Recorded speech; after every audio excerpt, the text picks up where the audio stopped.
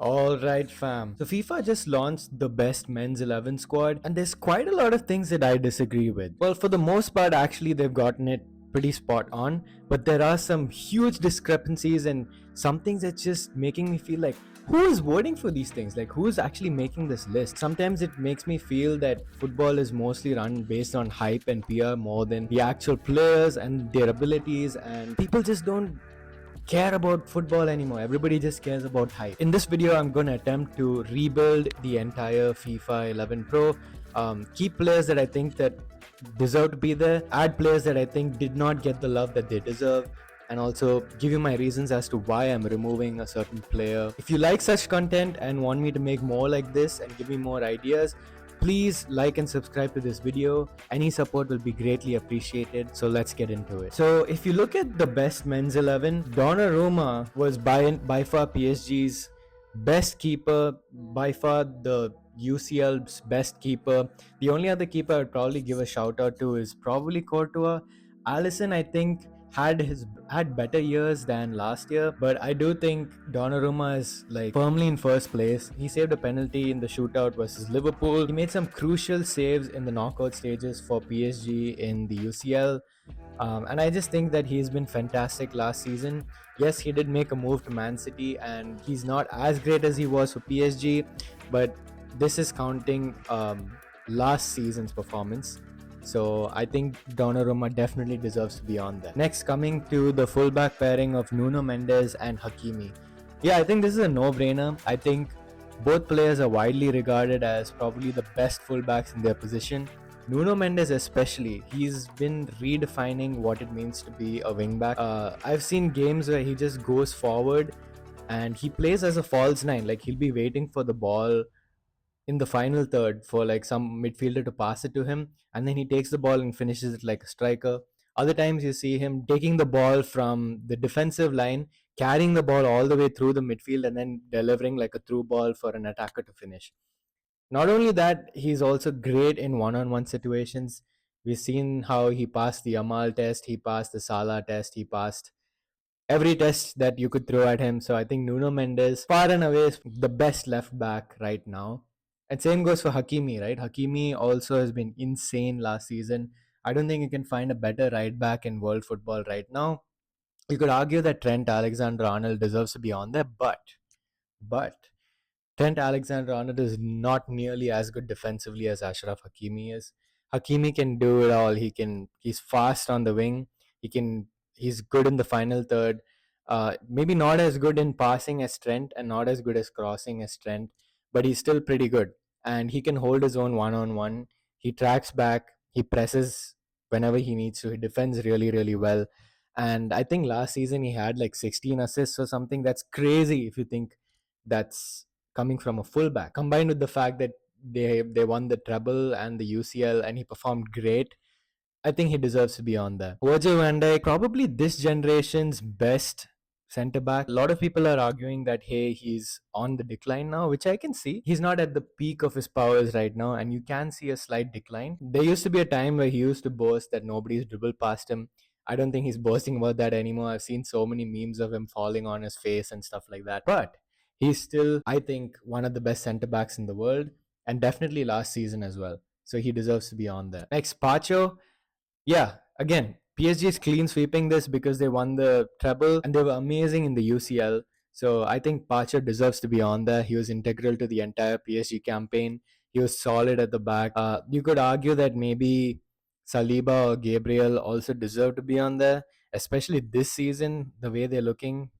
But this again is based on last season, so I think Pacha deserves to be on there. Ooh, now coming to the midfield. Okay, so Pedri, I think Pedri far and away is probably the top two midfielder right now, along with Vitinha. Pedri had amazing performances last season. He's a metronome in Barcelona's midfield. Without him, right now, Pedri is injured right now, as when this video goes live, and you can see the stark difference in Barcelona's midfield, the way they control the ball, the way they carry possession. There's a big difference when Pedri is not on the field. His playstyle is such where you can't measure it much by goals and assists because that's not what he does best. But he is the metronome of the team. Like I mentioned, he controls the pace of the game. He delivers passes, he breaks lines, he can carry the ball under pressure. Great midfielder, definitely top two midfielder right now. It's a debate between him and Vitinha. But yeah, he definitely deserves to be on there considering all the success that Barcelona had last season. Vitinha again a no-brainer. In my opinion, he's probably just slightly above Pedri, just because I value the fact that he is a he's a much better goal scorer and he has a better attacking presence than Pedri. Yeah, there's plus and minuses to both Pedri and Vitinha. I think Pedri does some stuff which is much better than Vitinha, and Vitinha does some stuff which is much better than Pedri. Right. So now we come to the interesting part. This is where I really don't understand what goes on in the footballing world when it comes to awards. Sometimes are people just like voting on, hey, this is my favorite player, so I'm going to vote for him, or do people actually watch the games, and do people actually like care about individual performances, what they mean to the team, how they contribute to the team, adding to the context of where the team was last season, how this person contributed, what would their absence mean to the team, did they get injured, and did you see a big drop off in performance in the team, did they have like hard stats that can back it up.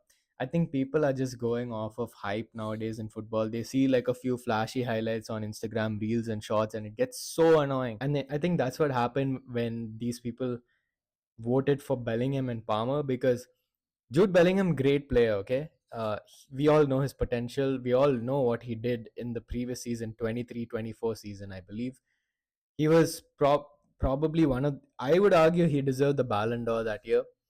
He was instrumental in Madrid's Champions League run, but I really don't think he did enough, or rather, he didn't do anything significant last year to be on this list. Real Madrid didn't win any team trophies. He did not match his stat line from the previous year. And Bellingham is a player who either contributes by goals or assists. Yeah, you could argue he does some defensive work as well. But if he's not contributing either assists or goals, he's not doing anything else for the team. I think even Madrid fans can agree. He's not a player like Pedri or Vitinha who can, play make, break through lines, drop deep, help the defenders transition, make the right passes. He's not a Luka Modric or Toni Kroos type player. I think even Madrid fans will be the first to admit that. So when he's not giving you output in terms of goals and assists, he's not doing much for your team. That was his biggest, I would say, drawback last season. In my opinion, I don't think he deserves to be on here, and I think a lot of people will agree with me. Who would I swap? I think the answer is pretty obvious, honestly. I would swap his teammate with him. I would put in Kylian Mbappe instead of Jude Bellingham. I know it's a midfielder swap, but I'll change around the formation a bit. So I would put in Mbappe over there, and I would change the formation to a 4-3-3. And yeah, I would have Mbappe, Dembele on the strikers and Yamal on the right, and then Mbappe through the left. Look, Mbappe, I don't understand. The dude won the Golden Boot last year. Okay, he scored 40 goals. He was dragging that dead Real Madrid squad, for lack of a better word. He was the only bright spark they had last season. He was the one carrying all the load. Won the Golden Boot. Scored a hat trick against Barcelona in the El Clasico, and he lost. Okay, it's not his fault that his team was so bad, but he performed individually really, really well. And so, if you're arguing that Jude Bellingham is going to be on there, why not Mbappe? Like, I don't understand. Like, why wouldn't you put the European Golden Boot winner up there? So I just think he deserves to be on there. All right, up next. So, when it comes to Cole Palmer, right? Are you actually telling me throughout the entire season that he did something so significant that could earn him a top spot in this World 11? Especially when I conflate it to somebody who I think has been disrespected by everybody, including a percentage of Barcelona fans. And I'm ashamed to say that. But yeah, I think Rafinha had an all time season last year. Okay, he had 22 goal contributions in Champions League, which tied Cristiano's record. He broke every other record except for Ronaldo in the Champions League. He scored in every knockout stage. He was one of the most effective players for Barcelona last season. He was instrumental in all the El Clasicos. all the big crucial matches that Barcelona played last season. He was so entertaining to watch. He was so clinical in the box. He was creating chances for everybody else. And not to mention, he was probably our most important person in organizing the defensive press. He is the person who puts so much effort and leads the team and encourages them all to press. So he's just such a valuable, in you can even argue that he's the most valuable player on the Barcelona squad. It's between him and Yamal, but yeah, I think you could make a legit argument that Rafinha was more valuable than Yamal last season. I wouldn't be mad if people say that. So just putting all that in context, right? Cole Palmer, yes, he did score in the Club World Cup final, but name like one other like amazing highlight that he had last season. I don't think I don't understand. I get that FIFA's trying to push this Club World Cup narrative and trying to make it like a very significant trophy. They're trying desperately to do that, but come on, man! Like you can't like. I think the disrespect to Rafinha has been insane, and I just don't know how Cole Palmer got selected over Rafinha. So I'm gonna put in Rafinha right here. This 11 should have been the world FIFA 11. I know I have some crazy opinions as well, okay, but I think the general consensus can would understand and relate to what I'm saying right here. And I think most people would probably not argue with this 11 I have right here.